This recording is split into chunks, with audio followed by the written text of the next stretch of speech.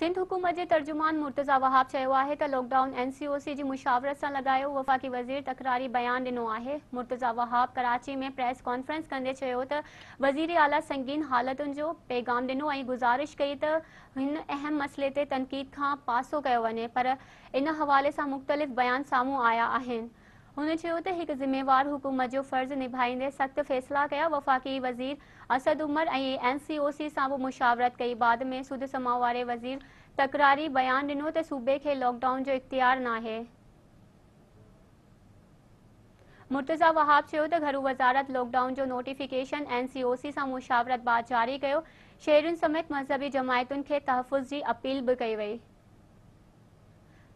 मुर्तज़ा वहाब वधीक चयो त वॾे वज़ीर टास्क फोर्स जे इजलास बाद असद उमर ऐं डॉक्टर फैसल सुल्तान सां लॻायो तइ थियो हो त NCOC नोटिफिकेशन जारी कंदी, पर लॉकडाउन जे ऐलान बाद वफ़ाक़ी हुकूमत जे तर्जुमान एतिराज़ वारे छॾियो।